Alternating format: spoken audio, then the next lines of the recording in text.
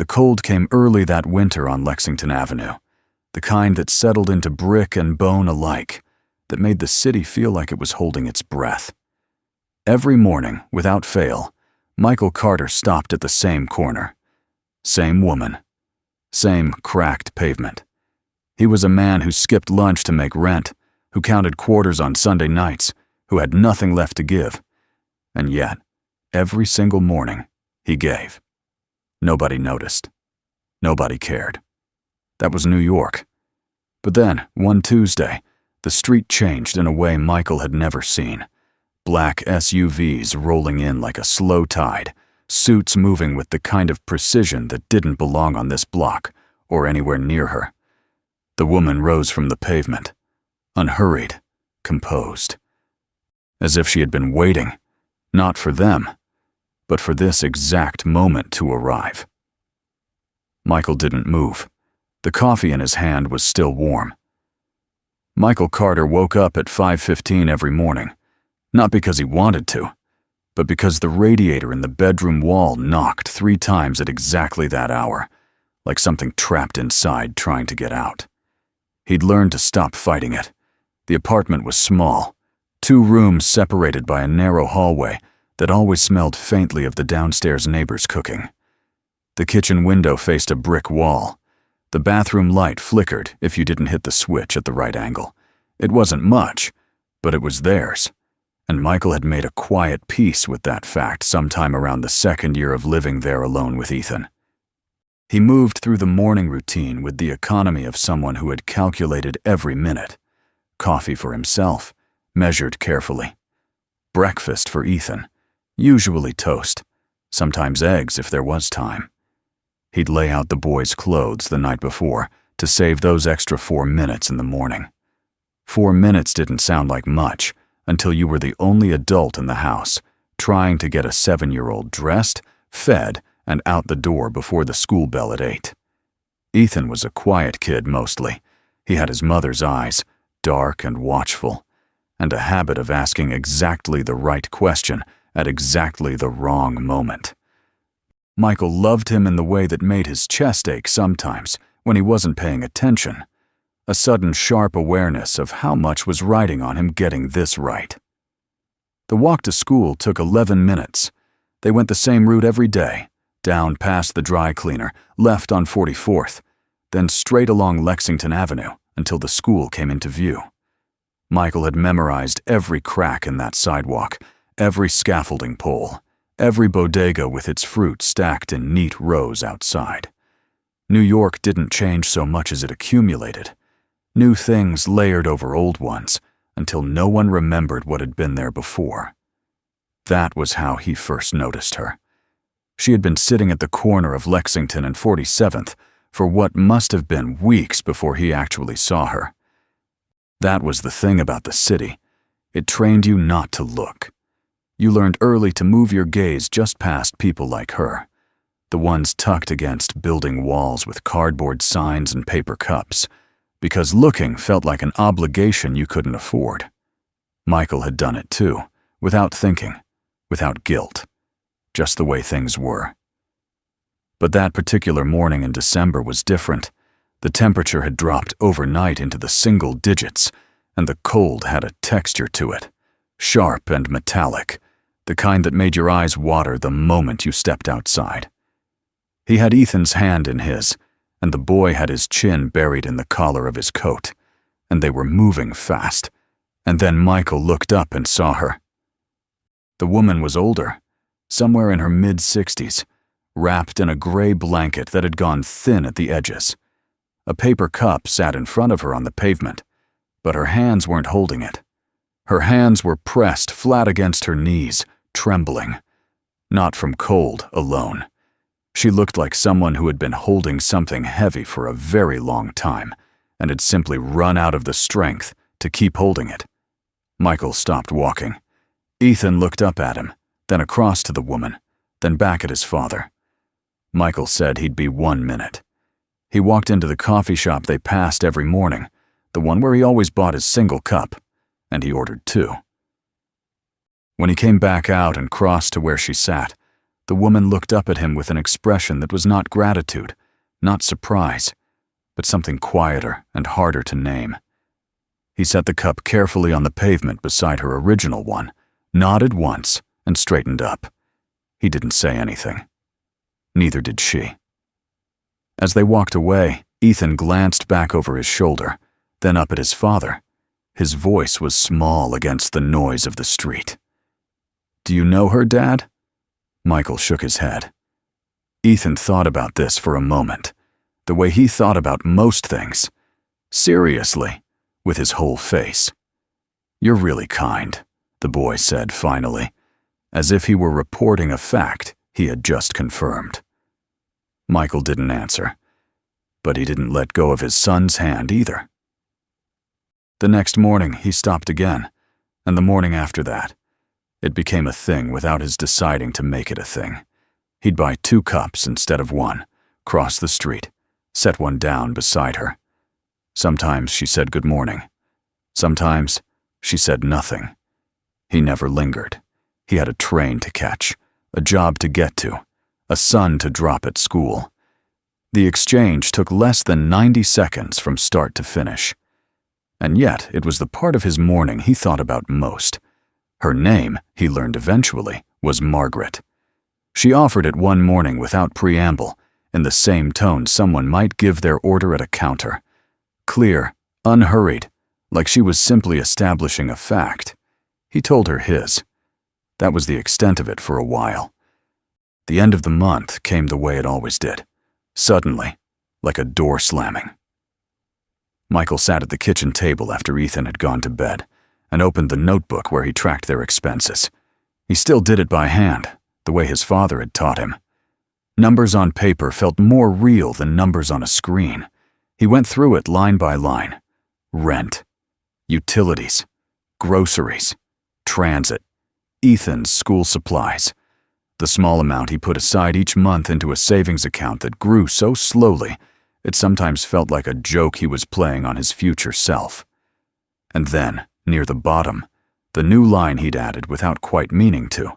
Coffee, 2 cups, 5 days a week.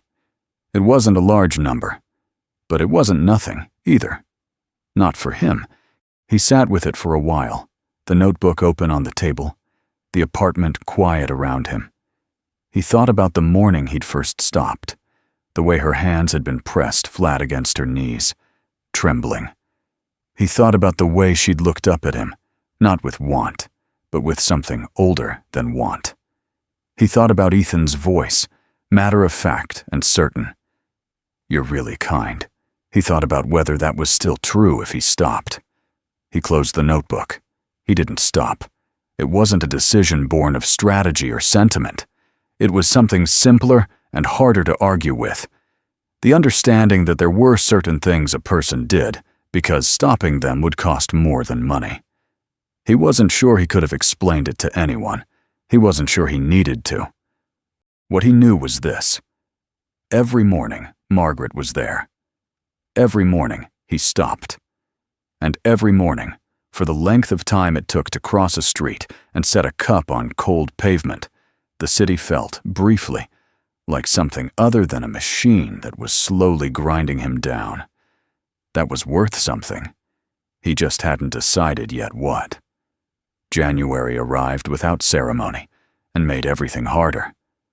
The notice came on a Wednesday, a single sheet of paper left on the break room table at the warehouse, weighted down by someone's forgotten coffee mug. Michael read it standing up, still in his jacket. Effective the following week, all overtime shifts would be suspended until further notice. Management cited a slowdown in contracted volume. They thanked everyone for their understanding. Michael folded the paper once and put it in his pocket. He didn't say anything. There wasn't anything to say. The math was already doing itself in his head, 20% give or take, depending on how many extra hours he'd been pulling. He'd been pulling a lot. He started skipping lunch the following Monday. It wasn't a dramatic decision. He just stopped ordering from the deli across the street and started bringing nothing instead. His body adjusted. Mostly. His coworker Ray noticed within the first week. Ray was the kind of man who paid attention to small things, who was quiet, who was tired, who had stopped eating, because in a place like the warehouse, those details tended to matter. He caught Michael at the end of a shift, both of them pulling on their coats near the loading dock. "You still doing the coffee thing?" Ray asked. Michael said yes. Ray looked at him for a moment, not unkindly, but with the directness of someone who had decided to say something and wasn't going to walk it back. "You're raising a kid alone," Ray said. "You're skipping lunch, and every morning you're spending money on a stranger." He shook his head slowly. "I'm not judging you, man. I just genuinely don't understand it." Michael zipped his jacket and thought about how to answer that. He came up empty. "I don't know if I can explain it," he said finally. Ray accepted this with a small nod, the way a man accepts something he disagrees with, but has decided not to argue about. They walked out into the cold together and went their separate ways at the corner, as they always did. That evening, Michael was washing the dinner dishes when Ethan came into the kitchen holding a folded piece of paper. He set it carefully on the counter beside the dish rack and stood there with his hands in his pockets, which was what he did when he was trying to seem like something didn't matter to him. Michael dried his hands and picked up the paper. It was a flyer from school, a book fair, the following Thursday. There was a list of titles on the back, and someone, presumably Ethan, had drawn a small star next to one of them. "How much?" Michael asked. $9, Ethan said. Then, almost immediately, "It's okay, Dad. I don't need it." Michael looked at his son. Ethan was already turning toward the hallway, already pulling the exit from the conversation, and the ease of it, the practiced, careful way the boy had learned not to want too much, hit Michael somewhere beneath the ribs. "I'll figure it out," Michael said. Ethan turned back. He looked at his father for a moment, searching for something in his face, then apparently found it, because he nodded once and went back to his room. Michael stood at the sink for a long time after that, looking at the folded flyer. He had started to notice things about Margaret that he hadn't let himself notice before. It began with the way she spoke. He'd always kept their exchanges brief, a greeting, sometimes a comment about the weather, occasionally a sentence or two about nothing in particular. But as the weeks had accumulated, the conversations had grown slightly longer, and something in them had started to snag at the edge of his attention. She chose her words with unusual precision. Not formally, she didn't sound like a textbook, but with the kind of exactness that came from someone who had spent a long time thinking carefully about language. When she described something, she described it accurately. When she asked a question, she asked the specific question, not the approximate one. It was a small thing. He told himself it was a small thing. Then there was the rain. On a Thursday morning in late January, the sky opened up without warning, and the whole street went gray and wet in the space of about 40 seconds. Michael had an umbrella. He'd learned to carry one after his first winter commuting in the city. He crossed to Margaret's corner and held it over her while she gathered her blanket. And in the movement of pulling the fabric up around her shoulders, her coat sleeve rode up past her wrist. The watch was silver, not the dull silver of cheap metal, but the deep, even gleam of something very old, or very well made, or both. It sat against her skin like it belonged there, like it had always been there. He didn't stare. He looked away fast enough that he couldn't be certain of what he'd seen, and he kept holding the umbrella. And Margaret said, "Thank you," in her precise, unhurried way, and neither of them mentioned it.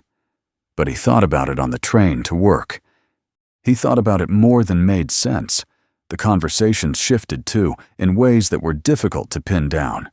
Margaret had started asking him questions about his job, not in the idle way people filled silence, but with a focus that felt almost clinical. How long had he been there? Whether he found the work meaningful? What he would do if the situation changed? They were reasonable questions on their surface, and he answered them reasonably. But there was something beneath them that he couldn't quite name, the sense of being assessed rather than conversed with. One morning, she looked at him with that steady, dark-eyed attention of hers and asked, "Do you ever ask yourself why you do this?" He knew she meant the coffee. He didn't pretend otherwise. "Because I want to," he said. "There's no other reason." Margaret looked at him for a long moment. Then she nodded, a single, deliberate nod, and something in her expression shifted almost imperceptibly, the way light shifts on water when a cloud moves. He couldn't have named what changed, only that something did. He thought about it the whole walk to the subway. The letter from the landlord arrived on a Friday, slipped under the door sometime during the day while Michael was at work. He found it when he got home, still in his coat, Ethan already asleep in the next room. The rent would increase beginning the 1st of March. The number they cited was not catastrophic on its own. Combined with everything else, it was. He sat at the kitchen table with the letter in one hand and his notebook in the other, and he did the arithmetic he already knew the outcome of. The gap between what he made and what he needed had been narrow for a long time. Now it was narrower. He stared at the numbers until they stopped meaning anything, then closed the notebook and went to bed. On his lunch break the following week, the one he'd started spending sitting on a crate in the warehouse rather than buying food, he walked 2 blocks to an Italian restaurant he'd passed 100 times without going in.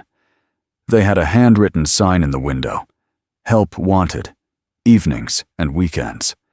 He went inside and asked about it. The woman at the host stand was polite but efficient. Did he have restaurant experience? He said no. She gave him a card and told him to call the number on the back, but her expression had already moved on. He did not get a call back. That weekend, Ethan came home from school with his backpack over both shoulders and a book tucked under his arm, the one with the small hand-drawn star on the flyer. He set it on the kitchen table without ceremony and sat down for a snack.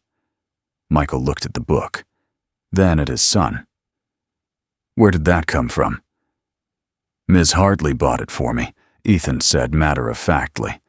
"She said I could pay it forward someday." He pulled the book toward him and opened it to the first page, already reading. Michael stood at the counter and watched him for a moment, then turned back to the dishes. Something in his chest had gone loose in a way he couldn't quite account for. That same weekend, Ethan came home from school with his backpack over both shoulders and a piece of construction paper folded into quarters tucked into his front pocket. He put the paper on the kitchen table when he sat down for a snack, smoothing it out with the careful seriousness he brought to most tasks. It was a drawing, a man and a boy standing in front of a small house with a square window and a door that was only slightly the wrong proportion. The sky above was yellow. Ethan's crayons tended toward optimism. At the bottom of the page, in the rounded, deliberate lettering of a child who had recently become proud of his handwriting, he had written, "Dad's and my home." Michael picked it up. "Can I keep this?" he asked. Ethan shrugged with the casual generosity of someone who had already moved on. "Sure." Michael folded it carefully along the existing creases and tucked it into his wallet, behind his transit card. He could feel it there for the rest of the night, a rectangle of thin paper that was somehow heavier than it had any right to be. The morning it happened, Michael was called into the shift manager's office before he'd even hung up his jacket. The manager, a heavy-set man named Gary, who communicated almost exclusively in logistics, told him they had an unexpected order. A large pickup, tight timeline. He needed someone to run a full additional shift, starting within the hour. Time and a half, cash supplement, documented as a bonus. He was offering it to Michael first because Michael was reliable. Time and a half. Michael did the number quickly in his head. It would cover the rent gap, nearly exactly. Gary was watching him, waiting. Michael thought about Ethan's drawing in his wallet. He thought about the letter on the kitchen table. He thought about the gap between what he made and what he needed. He stood there for 3 seconds. Then he said no. He told Gary he had somewhere to be, that he was sorry, and he walked out before the other man could respond. He collected his jacket, bought 2 coffees from the cart on the corner, and walked toward Lexington Avenue with his hands wrapped around both cups and the steam rising into the cold air in front of him. He was telling himself it was fine. He was telling himself the math would work out somehow, the way it always had, barely at the edge. He was telling himself that some things mattered more than the gap between numbers. He turned onto 47th Street and stopped walking. 3 black SUVs were parked along the curb where there was never parking, their engines idling, their windows opaque. 6 men in dark suits stood on the pavement, not grouped together, but positioned, each one occupying a specific point in space, with the economy of movement that belongs to people trained to be exactly where they are. They were facing the corner. Her corner. One of them had crouched down and was speaking quietly to Margaret. Michael watched her stand up. She rose slowly, but not with the difficulty of someone cold and stiff from hours on pavement. She rose with deliberateness, her spine straightened, her chin lifted. The gray blanket fell from her shoulders, and without it, without the particular arrangement of worn fabric and cardboard that had defined her in his mind for months, she looked entirely different. Not unfamiliar, but different. Clarified, somehow. Like a word you'd been mispronouncing for years and suddenly heard correctly. The suited men moved with her, not surrounding her, but orienting around her, and the whole formation moved toward the vehicles with a quiet efficiency that turned the sidewalk into something else entirely. Michael stood on the pavement with both coffees in his hands and did not move. He was aware of the warmth of the cups against his palms. He was aware of the sound of the city continuing around him, cabs, voices, the mechanical exhale of a bus, indifferent to what was happening 15 feet away. He was aware that he had just turned down time and a half to be standing here holding a cup of coffee for a woman who was currently being escorted to a vehicle that cost more than everything he owned. The feeling that moved through him then was not anger. It wasn't even quite betrayal. It was emptier than that. A sudden, vertiginous uncertainty about the architecture of his own choices. He had built something in his mind, some quiet story about what he was doing and why. And he was standing here watching it shift into a shape he didn't recognize. He didn't know what to do with his hands. Before the door of the second SUV closed, Margaret turned her head, just slightly, just enough. Her eyes found him across the sidewalk, across the distance between his world and whatever world was currently absorbing her, and she held his gaze for exactly 1 second. Then the door closed. The vehicles pulled away from the curb and merged into traffic and were gone within half a minute, as if they had never been there. Michael stood on the empty corner for a long time. The coffee in his left hand was still warm. The coffee in his right hand was starting to cool. He set them both on the pavement, side by side, at the place where she always sat. Then he turned and walked toward the subway without looking back. He got through the rest of that day the way you get through certain days, by not thinking about it. He moved through the warehouse on muscle memory alone, lifting and sorting and logging with his hands, while his mind sat somewhere else entirely, very still, not ready to look at what it was holding. Ray passed him twice and didn't say anything, which meant Ray noticed and had decided this wasn't the moment. Michael was grateful for that. The subway ride home was 31 minutes. He counted the stops without meaning to.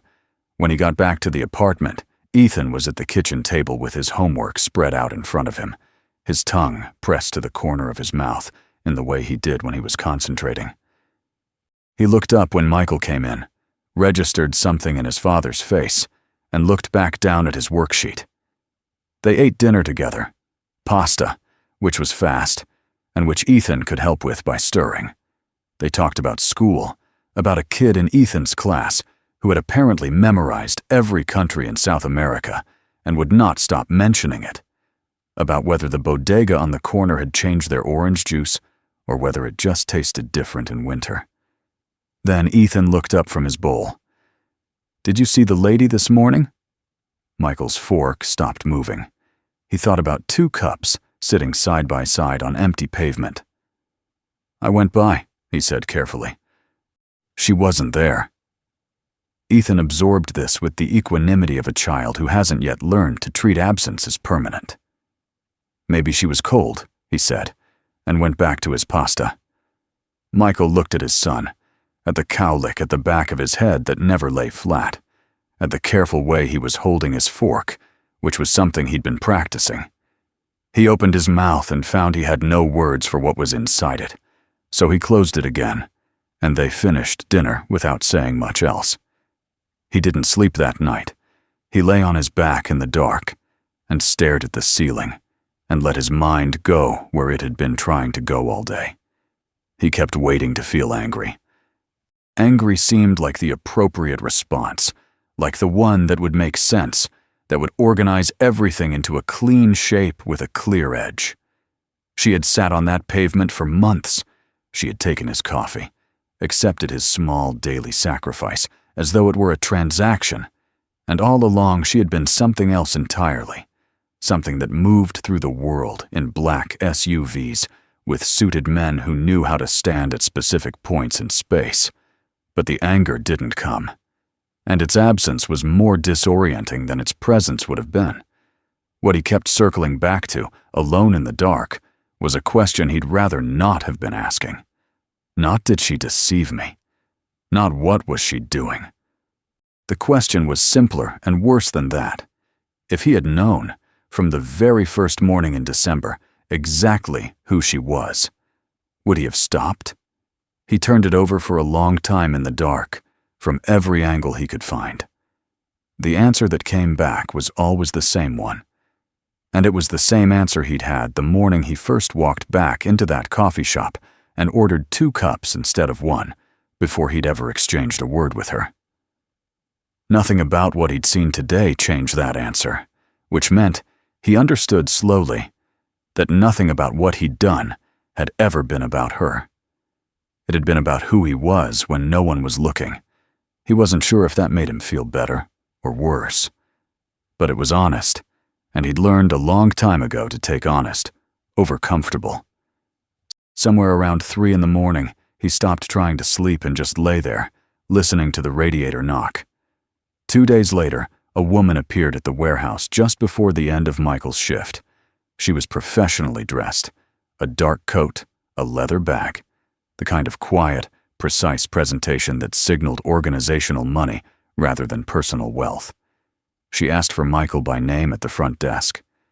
Gary came to find him on the floor with an expression that suggested he wasn't sure if this was good news or a problem, and Michael wiped his hands on his work pants and went to see. The woman introduced herself as Claire Weston, assistant to Margaret Hayes. She handed him a cream-colored envelope, sealed, and said, "Mrs. Hayes would like to meet with you, if you're willing. The address is inside." Then she left. The whole exchange took less than 2 minutes. Michael opened the envelope on the subway. Inside was a card, heavy stock, engraved, with an address on Park Avenue and a time, the following Thursday, 10 in the morning. He sat with it in his hands as the train moved uptown and tried to decide what he felt about it. He came to no conclusion. He went.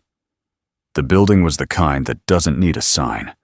Marble lobby, a desk with 2 men who already knew his name when he walked in, an elevator that opened directly into a reception area on the 14th floor. The art on the walls was the kind of art that doesn't explain itself. Margaret was waiting for him in a corner office with windows that looked out over the park. She was wearing a charcoal blazer, and her hair was pulled back, and she looked, in every possible way, like a woman who belonged in this room. And yet she also looked undeniably like herself. The same dark eyes, the same stillness, the same quality of attention that had always made him feel on the corner of Lexington and 47th, that he was being seen more clearly than he necessarily intended. She gestured to the chair across from her desk and thanked him for coming. He sat down. He waited. She told him about the Hayes Foundation, which he had since looked up, in the days between the envelope and this meeting. She had started it 20 years earlier with her late husband, built it into one of the more significant family support nonprofits in the city. Then, 4 years ago, an internal dispute among the board. People she had trusted, people she had hired, people who had been close to her, collapsed into a public fracture that left the foundation dormant, and Margaret herself unwilling to rebuild with the same hands. She had spent those years deciding whether she still believed in what she'd built, and then she had decided to find out a different way. She had spent 6 months on the streets of the city, she told him. Different corners, different neighborhoods, different faces. No one knew except Claire. Her purpose was simple: to find someone who gave without calculation. Someone whose kindness didn't adjust itself based on who was watching or what they stood to gain. She had found many people who were generous when they had enough. She had found fewer who were generous when they didn't. Michael listened without interrupting. When she finished, he leaned forward slightly in his chair. "Did you know," he said, keeping his voice even, "that I turned down a shift that morning? Time and a half. It would have covered my rent gap, almost exactly." He looked at her steadily. "I walked away from it to bring you a cup of coffee." Margaret held his gaze without flinching. "I know," she said. "Claire confirmed it with your manager before we reached out."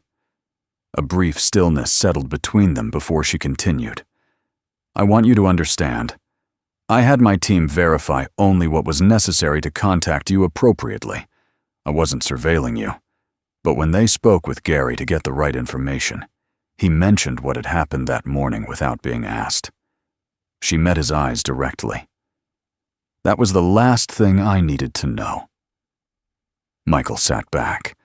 He looked out the window at the gray expanse of the park below, at the thin light coming through the glass, at the city going about its business 14 floors beneath them, the same city that had watched him count quarters on Sunday nights and fold receipts into his wallet with the precision of someone who could not afford mistakes. He thought about the question he'd turned over alone in the dark at 3 a.m, and the answer that had come back to him every time. Then he looked at Margaret. "What exactly are you offering?" he asked. She told him. A field coordinator role with the Foundation's relaunched single-parent support program. The work would be community-facing, direct, the kind of thing done at street level rather than from behind a desk. The salary she named was more than he currently made, more than he'd made in any year since moving to New York. The hours were structured around school schedules, 8:30 to 4, with flexibility built in. And there was a scholarship program attached to the foundation, long-term, available to dependents of staff. She said Ethan's name. She said it carefully, like something she'd looked up and wanted to use correctly. Michael was quiet for a long moment. He thought about the notebook on the kitchen table, the numbers that never quite added up, the drawing folded in his wallet. He thought about a boy who had learned, very young, not to want too much. "I'd like a day to think about it," he said. Margaret nodded once. "Of course," she said. That night, after dinner, Michael sat on the edge of Ethan's bed, while the boy arranged his blanket with the methodical attention he brought to things he considered important. On the nightstand, the book from the school fair sat with a bookmark a third of the way through. The ceiling light was off, just the small lamp casting its warm circle. Michael told him that something had happened, that someone wanted to help them, with work, with school, with a lot of things. He didn't tell him everything. He told him enough. Ethan processed this with his eyes on the ceiling. "Why would they help us?" he asked. Michael thought about it genuinely, not reaching for the easy answer, but sitting with the real one. He thought about December mornings and cold pavement and a woman's hands pressed flat against her knees. He thought about 90 seconds that had somehow turned into months. He thought about the fact that he had never once, in all that time, asked himself whether it was worth it. Maybe, he said, because I didn't ask that question before I helped someone else. Ethan looked at him. Then he turned onto his side, pulled the blanket up to his chin, and said goodnight in the quiet, settled way of a child who has decided something is resolved. Michael turned off the lamp and sat in the dark for another minute before getting up. The next morning, he called the number on the card. Spring came to Lexington Avenue the way it always did. Not all at once, but incrementally, in small concessions. The light changed first, then the air, then eventually the trees, pushing green into the gray spaces between buildings. Michael walked the route out of habit, even now, past the dry cleaner, left on 44th, along the avenue. The corner of 47th was empty.